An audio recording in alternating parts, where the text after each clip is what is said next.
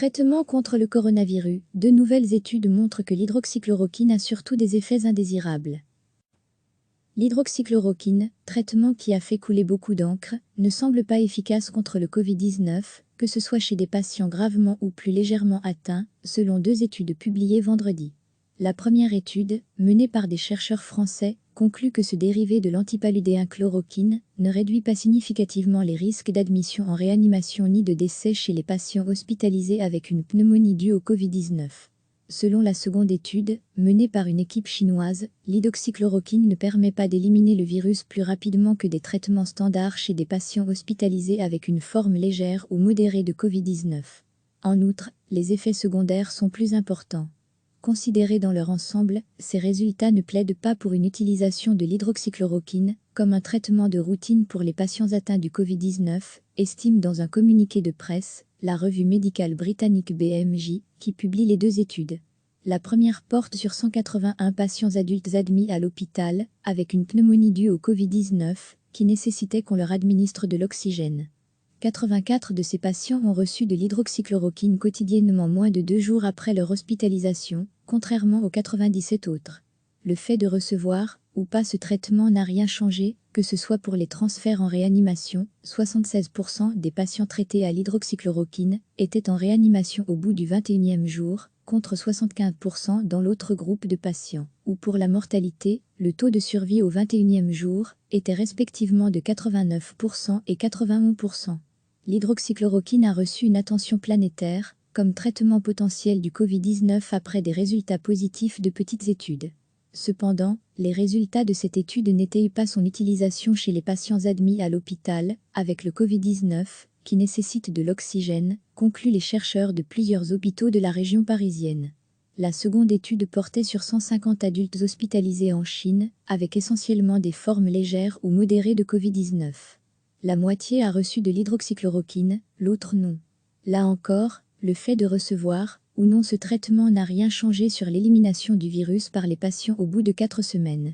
De plus, 30% de ceux qui avaient reçu de l'hydroxychloroquine ont souffert d'effets indésirables, le plus fréquent était la diarrhée, contre 9% chez les patients qui n'en avaient pas pris.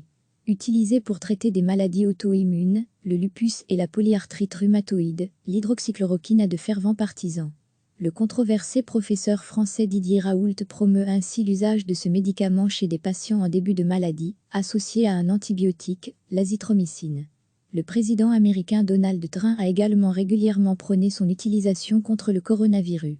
Mais ces dernières semaines, plusieurs études ont mis en doute l'efficacité de cette molécule dans le traitement du Covid-19, et les autorités sanitaires de plusieurs pays ont mis en garde contre le risque d'effets indésirables, notamment cardiaques.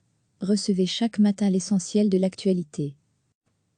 L'hydroxychloroquine, traitement qui a fait couler beaucoup d'encre, ne semble pas efficace contre le Covid-19, que ce soit chez des patients gravement ou plus légèrement atteints, selon deux études publiées vendredi.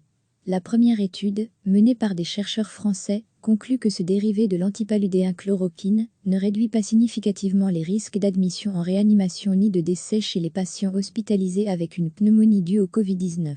Selon la seconde étude, menée par une équipe chinoise, l'hydroxychloroquine ne permet pas d'éliminer le virus plus rapidement que des traitements standards chez des patients hospitalisés avec une forme légère ou modérée de Covid-19.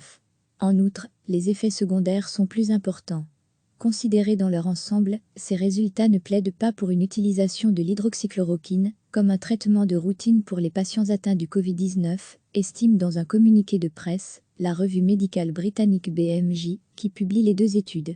La première porte sur 181 patients adultes admis à l'hôpital avec une pneumonie due au Covid-19 qui nécessitait qu'on leur administre de l'oxygène. 84 de ces patients ont reçu de l'hydroxychloroquine quotidiennement moins de 2 jours après leur hospitalisation, contrairement aux 97 autres.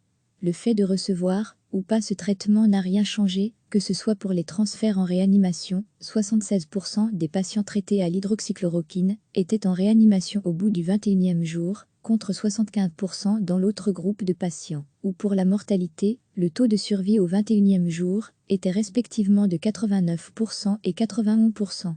L'hydroxychloroquine a reçu une attention planétaire, comme traitement potentiel du Covid-19 après des résultats positifs de petites études. Cependant, les résultats de cette étude n'étayent pas son utilisation chez les patients admis à l'hôpital, avec le Covid-19, qui nécessite de l'oxygène, concluent les chercheurs de plusieurs hôpitaux de la région parisienne. La seconde étude portait sur 150 adultes hospitalisés en Chine, avec essentiellement des formes légères ou modérées de Covid-19. La moitié a reçu de l'hydroxychloroquine, l'autre non. Là encore, le fait de recevoir ou non ce traitement n'a rien changé sur l'élimination du virus par les patients au bout de 4 semaines. De plus, 30% de ceux qui avaient reçu de l'hydroxychloroquine ont souffert d'effets indésirables, le plus fréquent était la diarrhée, contre 9% chez les patients qui n'en avaient pas pris. Utilisée pour traiter des maladies auto-immunes, le lupus et la polyarthrite rhumatoïde, l'hydroxychloroquine a de fervents partisans.